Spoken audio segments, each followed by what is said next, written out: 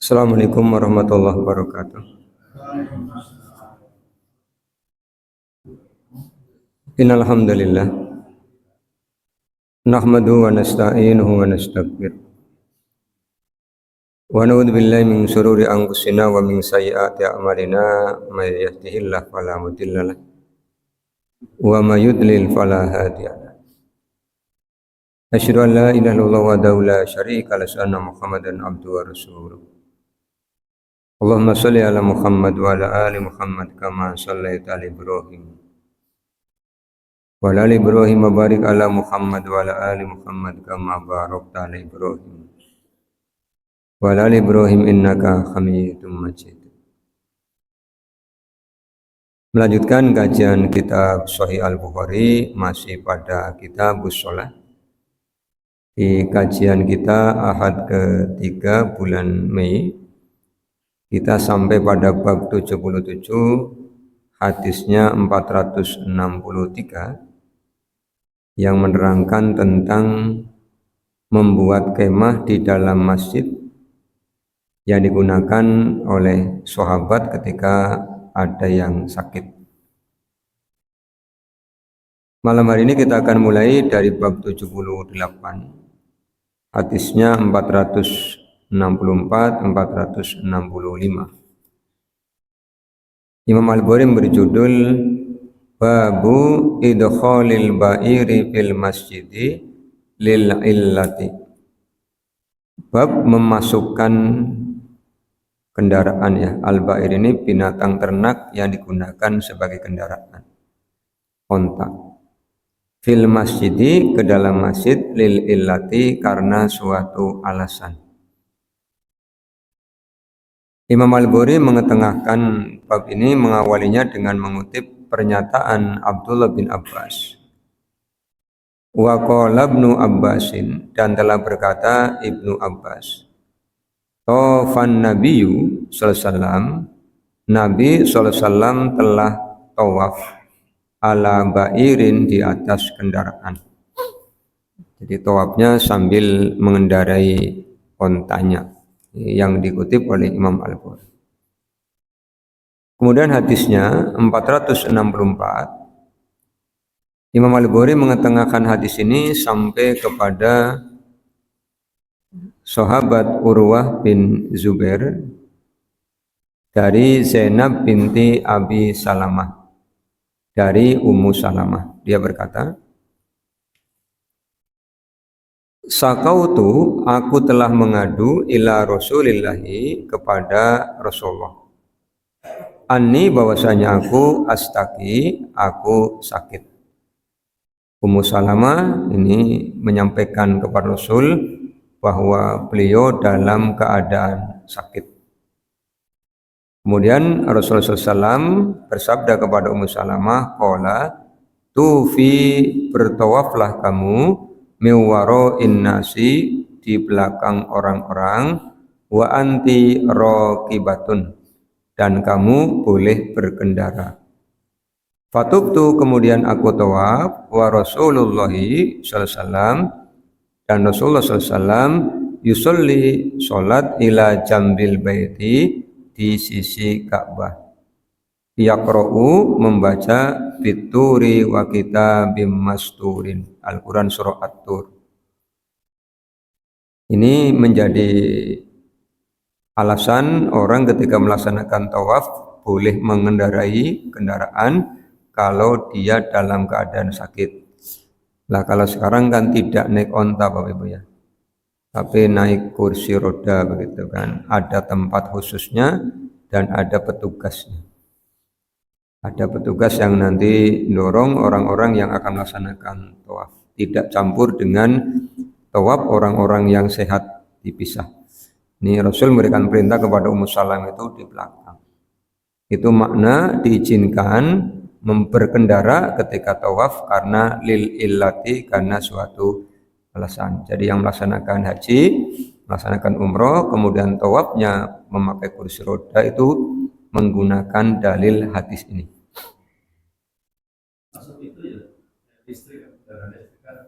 Iya. Kalau zaman Rasul kan belum ada seperti itu ya Pak. Adanya onta, ya naiknya onta. Sekarang sudah bentuknya lain ya, kursi roda ataupun yang bentuknya listrik. Kalau sehat ya jangan ya, sehat tetap manual, pakai kakinya masing-masing. Kemudian bab 79 465 hadisnya sampai kepada sahabat Anas bin Malik. Dia bercerita, anna rajulaini, bahwasanya dua orang laki-laki min ashabin Nabi, di antara sahabat Nabi. Kharaja, keduanya keluar, min indin Nabi, dari sisi Nabi, fi lailatin mudlimatin, pada malam yang gelap. Wa ma'ahuma, dan bersama keduanya, mislul misbahaini, seperti dua pelita, yuti'ani, yang menerangi keduanya, baina aitihima, di antara kedua tangannya. Falamma, maka setelah iftaroko, keduanya berpisah, soro, menjadi, ma'akulli wahidin, bersama tiap-tiap orang, minhuma, di antara keduanya, wahidun, satu pelita, hatta, sehingga, ata ahlahu, dia sampai kepada keluarganya. Hubungannya dengan judul bab apa? Kan judul bab membawa kendaraan ya. Ini dicantumkan di bab 79, kata Ibnu Hajar al-Asqalani. Nanti penjelasan lengkapnya pada kitab Manaqib, tapi masih jauh kitab Manaqibnya, Bapak Ibu ya. Di sini Imam Al-Bukhari mengetengahkan dua orang sahabat, malam hari mereka tetap mendatangi Masjid Nabawi untuk melaksanakan sholat isya. Sampai mereka rela membawa masing-masing orang itu oncor ya Pak, pelita ya, membawa oncor untuk menerangi, karena malam fi lailatin mudlimatin. Salah satunya itu adalah sahabat Usaid. Usaid ini datang Rasulullah. Lah setelah selesai isya, keduanya itu kemudian pulang, jalan bareng. Tapi karena rumahnya berbeda, kemudian iftaroko, keduanya berpisah. Lah masing-masing membawa oncornya sendiri-sendiri. Kata Ibnu Hajar, itu Allah memberikan mereka kemudahan dengan penerangan yang ada pada saat itu. Itu makna harfiahnya. Belum nanti di akhirat. Nah, semangatnya untuk datang ke masjid walaupun dalam gelap gulita akan menjadi penerang nanti ketika di barzahnya, ketika di mahsyar. Kemudian kita ke bab 80. Babul khawkhati wal mamarri fil masjidi. Al-khawkhah itu pintu kecil. Kata Ibnu Hajar, awalnya itu tembok yang diberi lubang, kemudian diberi kusen. Itu namanya al-khawkhah. Jadi tidak diniatkan untuk pintu, tapi karena bisa digunakan, lalu lalang orang akhirnya digunakan untuk pintu, tapi bentuknya kecil. Kemudian wal mamarri, mamar itu lontrong. Lontrong yang biasa digunakan oleh para sahabat ketika berlalu di dalam masjid. Hadisnya ada dua, 466, 467. 466 sampai kepada sahabat Abu Sa'id Al-Khudri, dia berkata, khataban nabiyyu, Nabi telah berkhutbah. Faqala, kemudian Nabi bersabda, innallaha, sesungguhnya Allah, khayyara, telah memilih abdan, seorang hamba, baina dunya, di antara dunia, wa baina, dan di antara ma ingdahu, apa yang ada di sisinya. Jadi kata Rasulullah, ada seorang hamba Allah di dalam masjid ini yang Allah tawari dunia dan Allah tawari apa yang ada di sisi Allah. Hamba ini memilih apa yang ada di sisi Allah. Fakhtara ma indallahi, kemudian dia memilih apa yang ada di sisi Allah. Ikhtaro, masdarnya ikhtiyaron. Jadi ikhtiyar itu artinya memilih, Bapak Ibu. Tapi di kita kan ikhtiar itu dimaknai usaha ya. Usaha itu sebenarnya iktisab, dari kata kasaba, iktisaban ya, itu Iktisaban itu usaha. Iya, kasab menjadi bahasa Tegal gitu ya. Ditanya pan pada ngendiki ngasab dari kata kasab. Kan banyak kosakata bahasa kita yang kita serap dari bahasa Arab. Banyak sekali, jadi tidak bisa lepas dari bahasa Arab. Syukur itu bahasa Arab, sabar itu bahasa Arab, masjid itu bahasa Arab, musola itu bahasa Arab, sajadah itu bahasa Arab, mayit itu bahasa Arab, jenazah itu bahasa Arab. Kalau kita mau ganti pakai bahasa kita malah kedengarannya kasar nanti. Mayit mau diganti pakai bahasa Jawa, tadi ini apa Pak? Aja disebutnya ya, kerungunya kasar gitu. Makanya kita tidak bisa lepas dari bahasa Arab ya.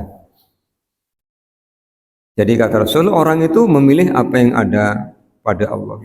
Begitu mendengar Rasulullah khutbah begitu, fabaka Abu Bakrin As-Siddiq. Abu Bakar As-Siddiq itu nangis. Maka kata Abu Said, fakultu fi nafsi. Fakultu fi nafsi itu bahasa Jawane membatin. Fakultu fi nafsi. Maka aku berkata dalam jiwaku. Berarti kan batin gitu ya. Ini bahasa Arab Dawa. Fakultu kemudian aku berkata fi nafsi. Bahasa Jawane singkat batin.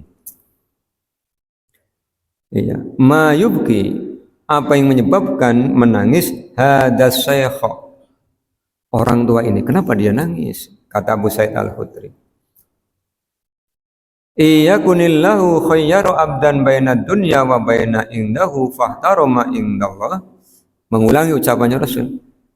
Kan Rasul ngomong ada hamba yang oleh Allah diberikan pilihan khayyaru antara dunia dan apa yang ada pada sisi Allah. Kenapa dia nangis?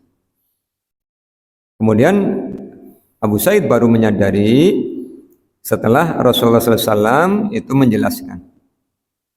Maka kata Abu Said, fakana Rasulullah SAW, maka adalah Rasulullah huwa al-abda.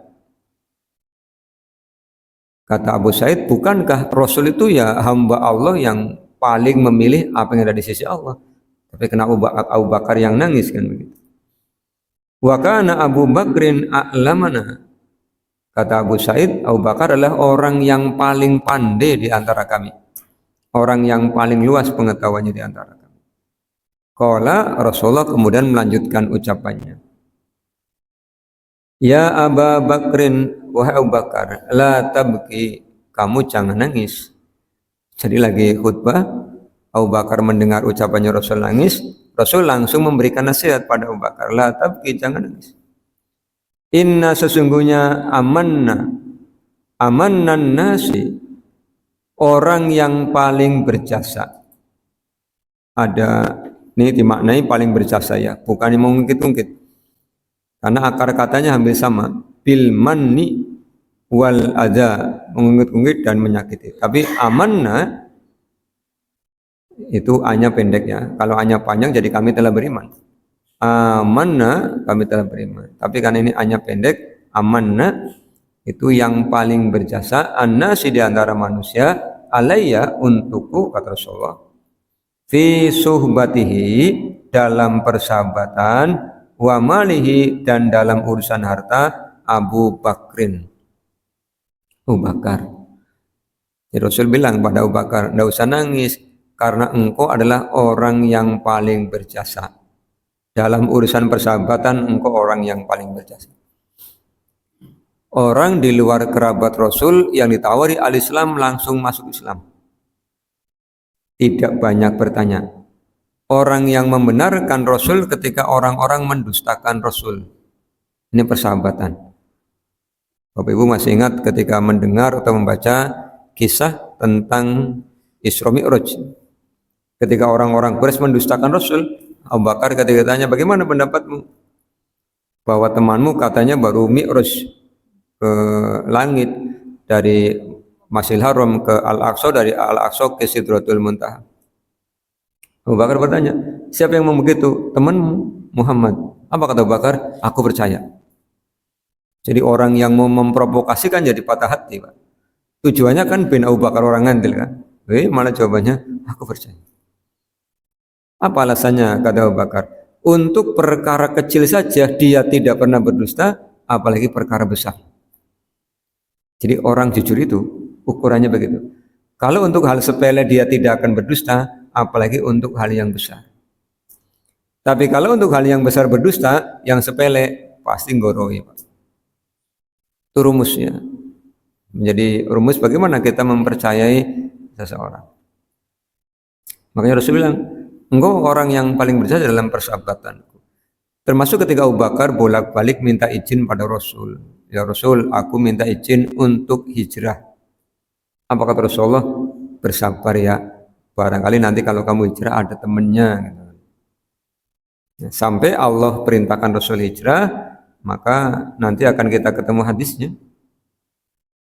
Pada bab masjid pinggir jalan ya, Ibu Aisyah cerita. Rasulullah SAW itu tumben-tumben datang di waktu yang tidak biasa datang. Jadi Rasul kalau mampir ke tempatnya Abu Bakar itu di penghujung siang atau di penghujung sore. Jadi kalau tidak habis duhur ya habis asar ya, mampir ke rumahnya Abu Bakar. Ini kok datangnya bukan di waktu itu. Rasulullah kemudian tanya pada Abu Bakar, di rumah ada siapa? Ada istri Ummu Ruman, ada Aisyah, ada Asma. Kata Abu Bakar, apa mereka tak suruh pergi? Tidak usah, biarin. Nanti malam datang ke rumah bawa 2 ekor onta yang sudah kamu siapkan. Abu Bakar tidak tanya untuk apa, pokoknya suruh datang ya datang. Itu malam hijrah. Menemani Rasul sampai keduanya masuk ke Gua Sur yang Allah ceritakan di Al-Quran surah Al-Anfal. Ketika Abu Bakar menyampaikan pada Rasul, ya Rasul, kalau mereka menengokkan kepalanya ke sini, kita akan ketahuan. Rasulullah kemudian akan menyampaikan, jangan takut, Allah bersama kita. Maka turun Al-Quran surah Al-Anfal. Ini makna ucapan Rasulullah, amannan nasi alayya fi suhbatihi. Yang kedua, wa malihi, orang yang paling berjasa kepada Rasulullah dalam pembelanjaan hartanya. Itu Allah memuji Abu Bakar di Al-Quran surah Al-Lail, Bapak Ibu. Di penghujung surah Al-Lail ya. Ketika Allah menyebutkan ada orang yang yu'ti malahu, orang yang membelanjakan hartanya. Itu cerita tentang Abu Bakar, Allah yang menyampaikan pujian. Termasuk turunnya Al-Baqarah 195 itu tentang Abu Bakar.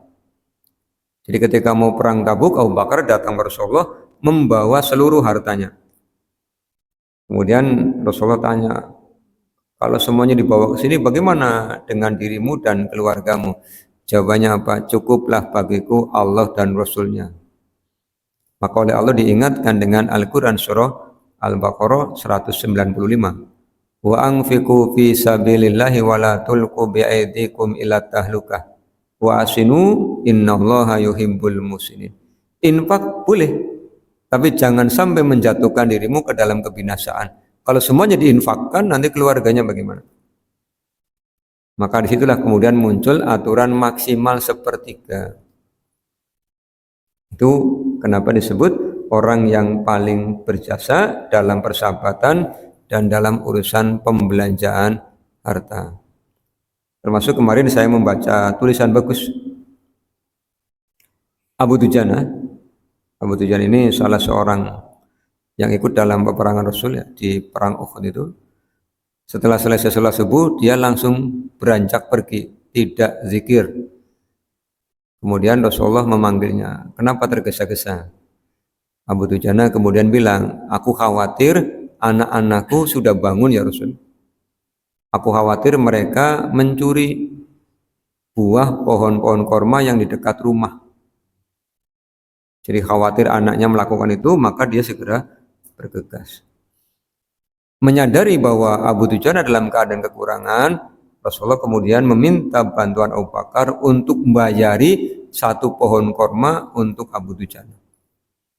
Jadi Rasulullah benar-benar memberi solusi ya. Bukan bilang, ya sudah sabar, tahan lapar, bukan begitu. Jadi kasih solusi konkret. Karena Abu Bakar yang kaya itu datangi, kemudian bayari gitu kan. Nah, dibayari dari pohon-pohonnya, pekarangan-pekarangannya gitu kan. Yang ada pohonnya itu dibayari. sehingga nanti untuk makan keluarganya Abu Dujana. Itu Rasulullah langsung memberi solusi. Jadi tidak ngajari tenang rezeki sudah ada yang ngatur, tidak. Langsung ada tawakal, usaha lahiriahnya. Itu Abu Bakar. Termasuk Abu Bakar banyak membelanjakan hartanya untuk menolong orang-orang muslim ketika mereka sedang dianiaya oleh majikan-majikannya. Yang paling populer kan kisah Bilal bin Rabah. Dianiaya oleh Umayyah bin Khalaf, kemudian dibayari oleh Abu Bakar ya. Maka kata Rasulullah, engkau orang yang paling berjasa di dalam al-Islam dalam urusan pembelanjaan harta. Walau kuntu muttahidan khalilan, kata Rasul, seandainya aku diizinkan memilih kekasih, muttahidan khalilan min ummati, di antara umatku, latakhattu Aba Bakrin, pasti aku akan memilih Abu Bakar sebagai khalil, sebagai kekasih. Tapi kan tidak boleh, karena manusia hanya boleh menjadikan Allah sebagai kekasihnya. Artinya yang paling dicintai hanya Allah, tidak boleh manusia. Karena Rasulullah menyampaikan, wallahi la yu'minu ahadukum hatta akuna habba ilaihi min walidihi wa walidihi wan nasi ajmain. Kata Rasul, demi Allah, kamu dianggap belum sempurna imannya sebelum engkau bisa mencintai Allah dan Rasulnya lebih besar daripada mencintai orang tua, mencintai anak-anak dan semua manusia. Maka Rasul mengatakan, kalau diizinkan Abu Bakar yang akan aku pilih sebagai kekasih. Walakin akan tetapi akhuwatul islami, persaudaraan di dalam Islam, wa mawaddatuhu, dan kasih sayangnya. Ya, ini kata Rasulullah ada yang lebih baik. Apa itu persaudaraan di dalam al-Islam? Maka saya sering sampaikan pada Bapak Ibu ya, secara nasab, karena saya tidak lahir di Tegal, maka saya tidak punya keluarga di sini. Ya, karena saya terlahir di Mundu Tanjung gitu. Di sana ada secara nasab kakak, kalau adik tidak ada. Karena Allah takdirkan saya lahirnya terakhir. Angger bontot kan ora duwe adik, Bapak. Angger bontot duwe adik, arane dudu bontot. Arane bontot wurung kan begitu kan. Saya kan tidak punya adik. Tetapi karena saya beragama Islam, panjenengan semua beragama Islam, maka panjenengan semua saudara saya.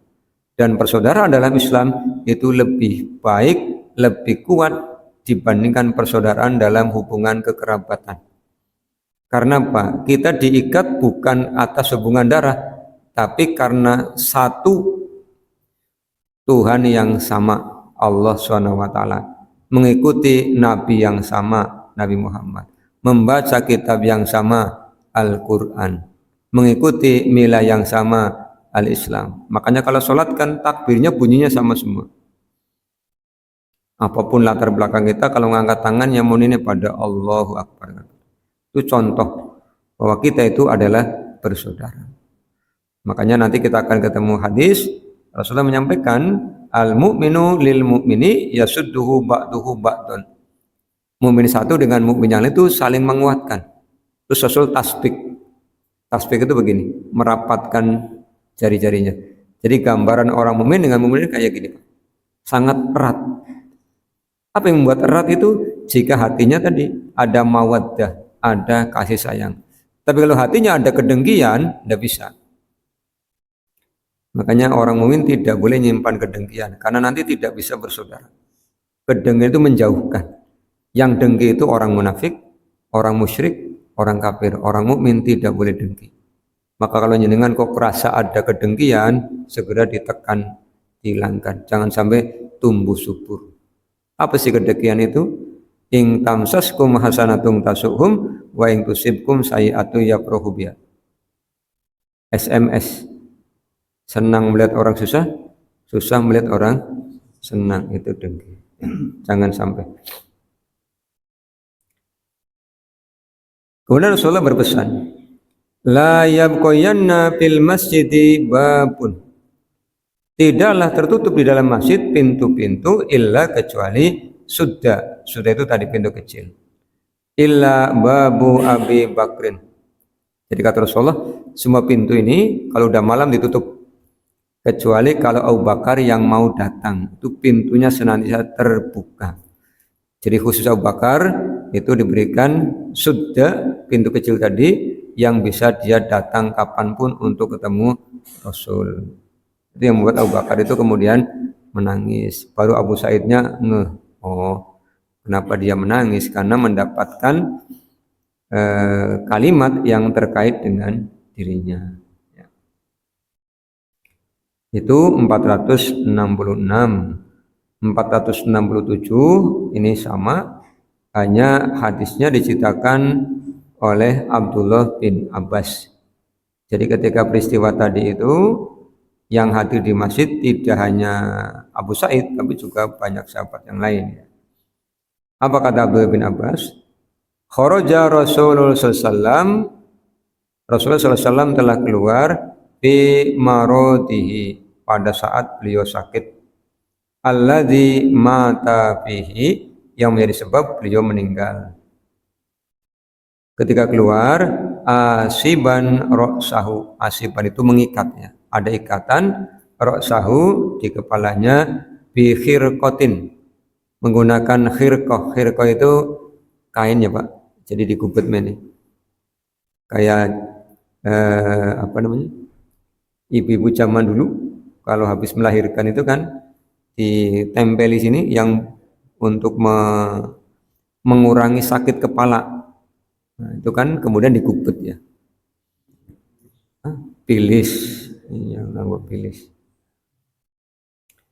Sekarang masih begitu apa tidak? Oh, udah ya, udah enggak. Udah pada enggak pakai. Berarti kalau sekarang habis melahirkan tidak pusing kepalanya ya? Oh, tidak pusing. Berarti wanita dulu kalau habis melahirkan pusing kepalanya.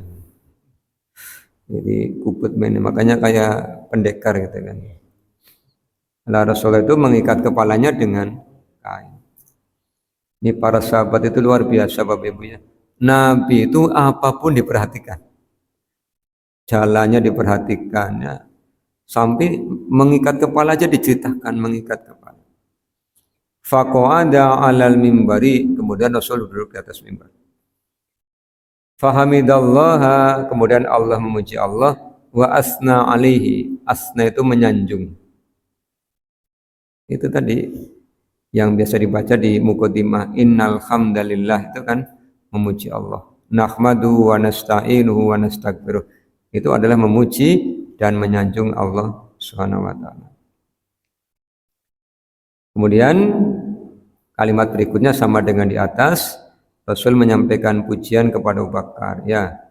Innahu laisa minan nasi, sesungguhnya tidak ada di antara manusia ahadun seorang pun amanna alayya yang lebih berjasa kepadaku bi nafsihi pada dirinya, wa malihi dan pada hartanya, min Abi Bakr bin Abi Quhafah dibanding Abu Bakar bin Abu Quhafah. Abu Quhafah itu bapaknya Abu Bakar yang pada saat Futuh Mekah, bapaknya kan masih di Mekah, masih musyrik ya Abu Bakar itu bapaknya. Kemudian begitu Rasulullah menaklukkan Mekah, Abu Bakar segera menjemput bapaknya digendong. Rambutnya udah putih semua. Digendong, kemudian datang Rasulullah untuk berbaiat masuk Islam. Rasulnya bilang pada Abu Bakar, kenapa tidak aku yang ke sana saja? Itu Bapak Ibu. Rasulullah ngajari kita bagaimana memberikan penghormatan kepada yang lebih tua. Makanya di materi PAE itu yang diberi bab kasih sayang terhadap sesama dikutip hadisnya. Rasulullah menyampaikan perintah bahwa yang muda disuruh menghormati yang tua disuruh menyayangi yang muda. Maka Rasulullah ada Abu Bakar, kenapa aku yang tidak datang ke sana saja sampai digendong-gendong bawa. Ini Abu Bakar juga menyampaikan, menunjukkan etikanya yang luar biasa. Masa nabinya yang ke sana, ya yang mau masuk Islam yang datang kan. Jadi sama-sama mengedepankan etika yang menjadi teladan bagi kita semua karena itu ya. Ini tentang khoh ya, pintu kecil, wal mamari dikatakan dua hadis. Kemudian bab 81. Babul abwabi wal ghalaqi lil Ka'bati wal masajidi. Bab pintu-pintu dan kunci untuk Ka'bah dan masjid. Jadi masjid perlu dikasih pintu apa enggak? Nah, ini yang diketengahkan hadis ini. Imam Al-Bukhari mengetengahkan riwayat melalui Abu Abdillah. Wa qala li Abdullah ibn Muhammadin haddatsana Sufyanu an ibni Jurayjin qala libnu Abi Mulaikah ya Abdul Maliki law ra'aita masajid ibni Abbasin wa abwabuha. Kata Ibnu Abi Mulaikah kepada Abdul Malik, seandainya engkau melihat Masjid Ibnu Abbas dan pintu-pintunya. Kan di abad ke-7 itu Rasulullah ketika membangun masjid ya tidak seperti sekarang, hanya batang-batang pohon korma itu diberdirikan. Kalau nonton di film The Message malah batang kormanya bukan korma ditebang ya, tapi kormanya masih berdiri, hanya dibungkus pakai semacam karung goni gitu ya.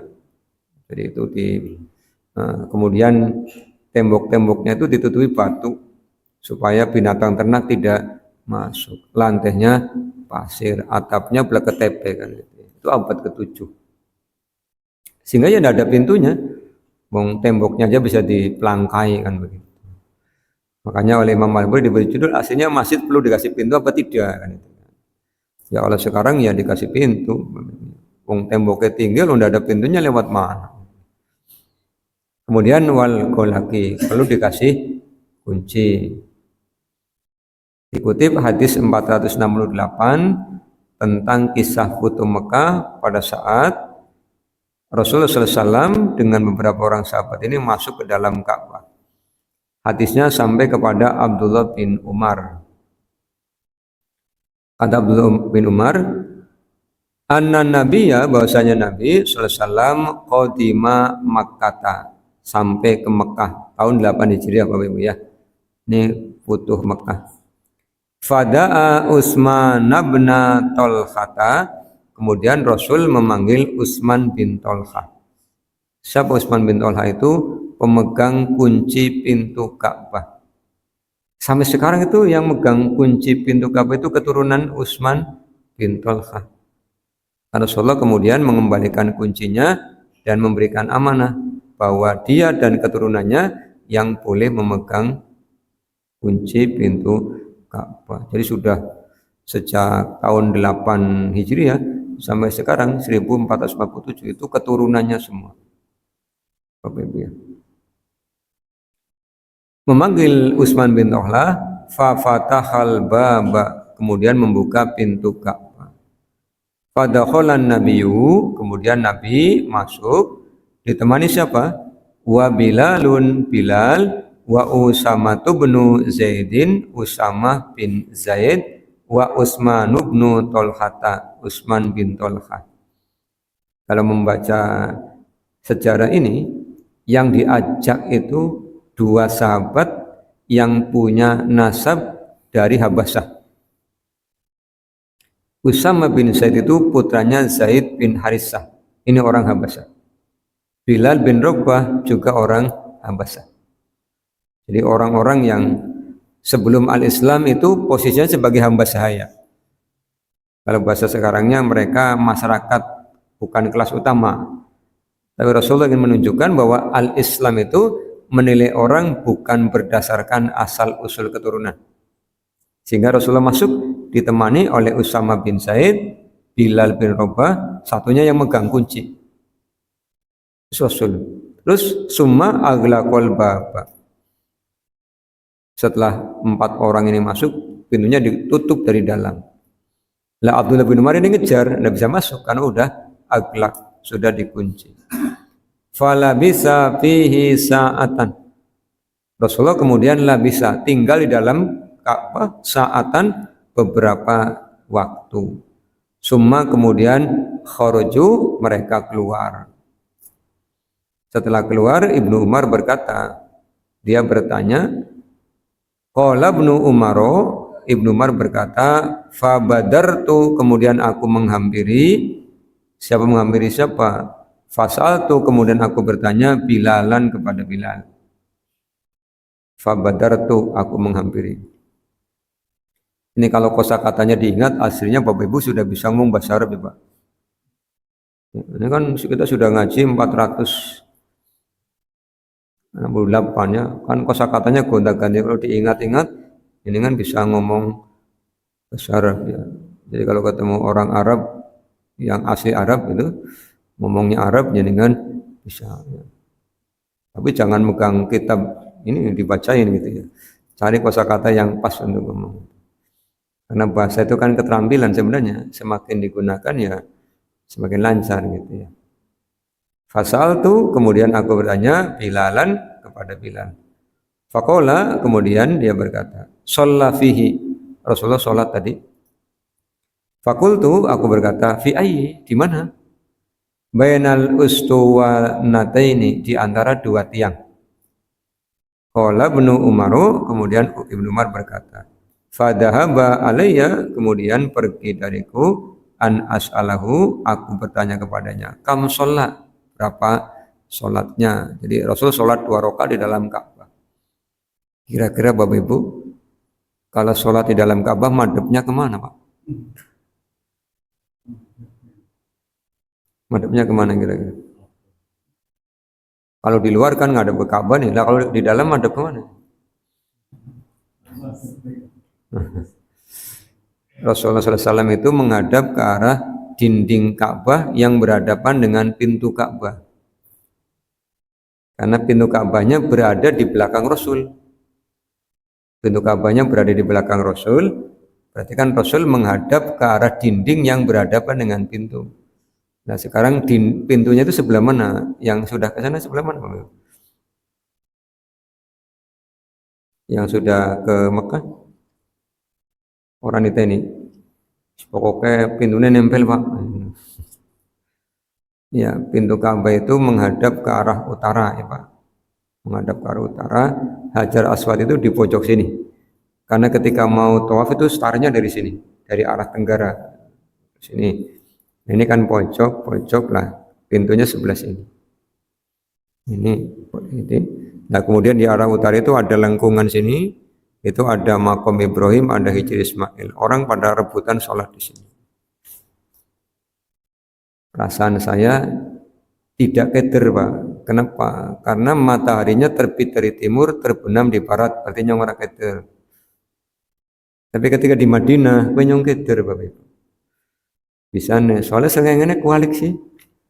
Perasaannya serengannya kualik. Terus ketika sholat di Nabawi, perasaannya bukan madhab ke selatan, tapi madhab ke utara.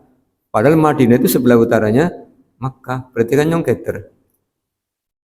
Keder berarti, karena datangnya pukul 12 kurang 5 menit. Tengah malam, jadi datang malam hari, ya posisinya baru bangun dari perjalanan ya Pak, begitu bangun udah turun, aduh keder. Ternyata karena sudah keder sampai pergi pun tetap keder. Jangankan 3 hari di sana Bapak Ibu.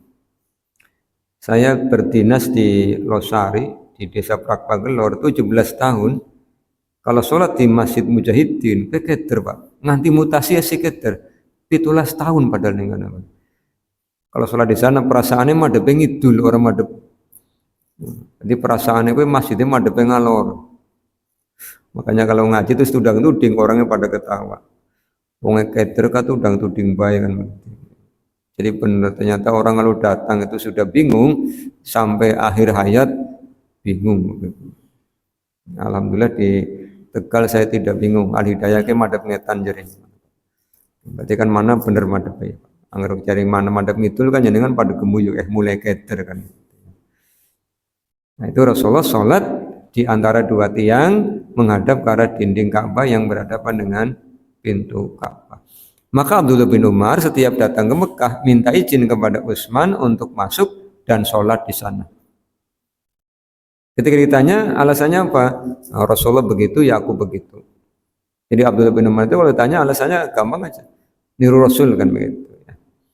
Ini dijadikan sebagai dalil masjid itu boleh ada pintunya dan boleh ghalaqo ya ditutup. Bab 82. Boleh ndak orang musyrik masuk ke masjid? Babu dukhulil musyriki al masjidi. Bab masuknya orang musyrik ke dalam masjid. 469. Yang cerita Abu Hurairah. Ba'atha Rasulullah sallallahu khailan. Rasulullah telah mengutus khailan. Khailan itu pasukan. Sama dengan junud.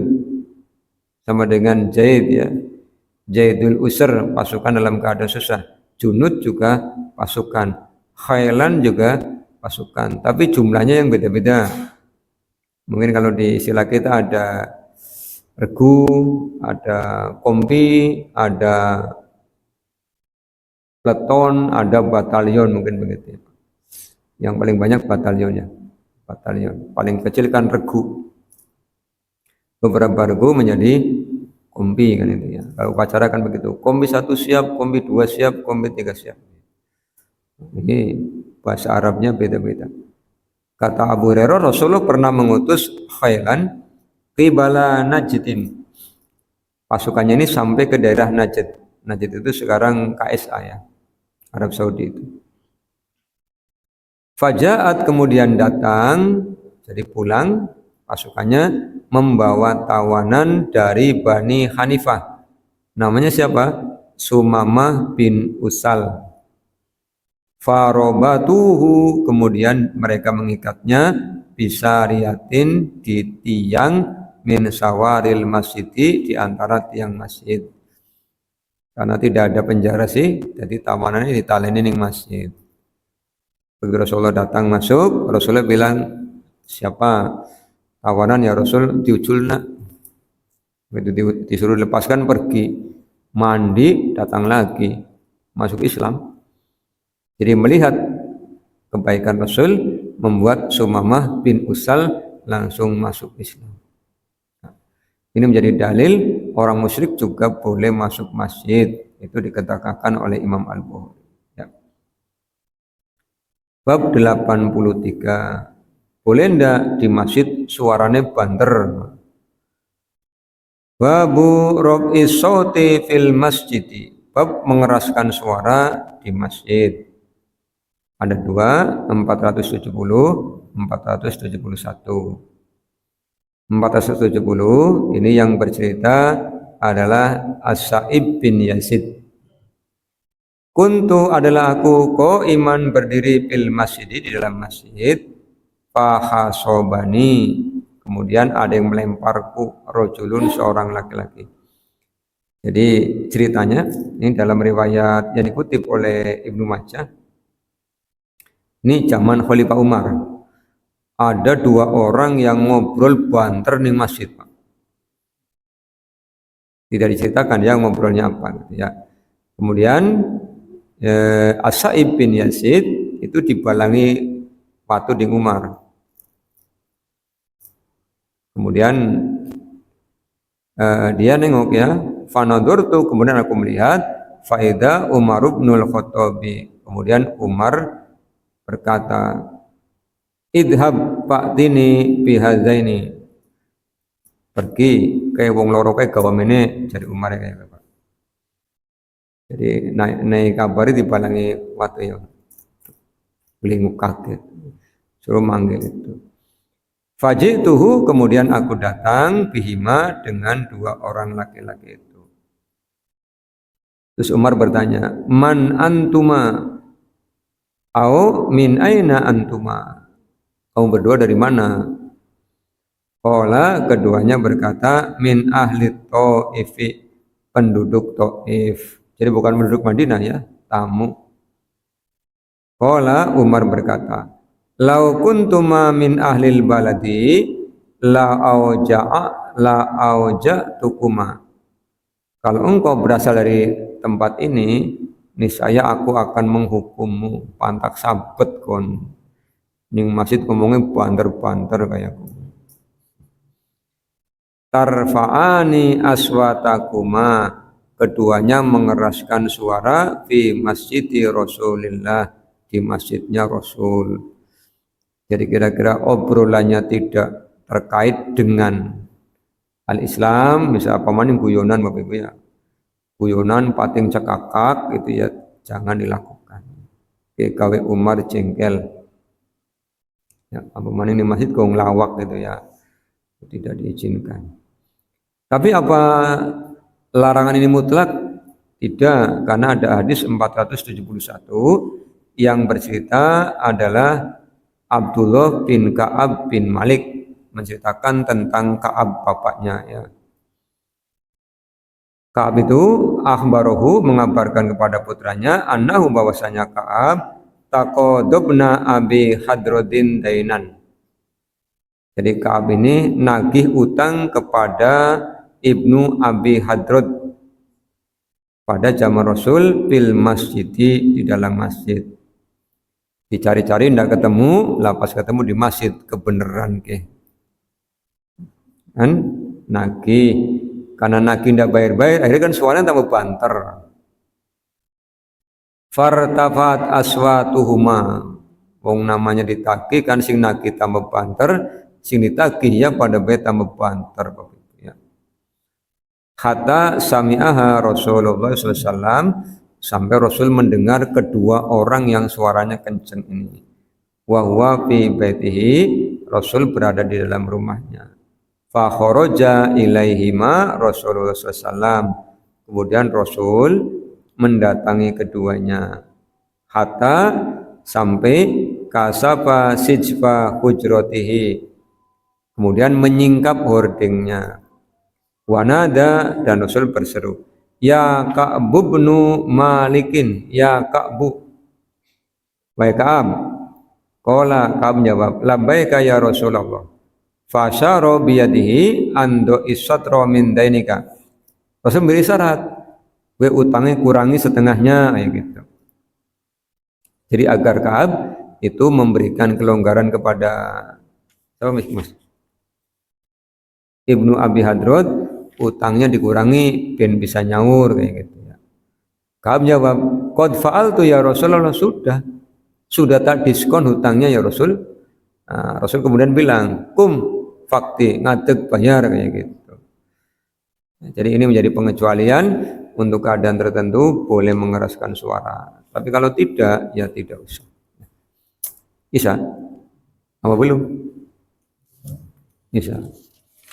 Sampai bab 83, hadisnya 471.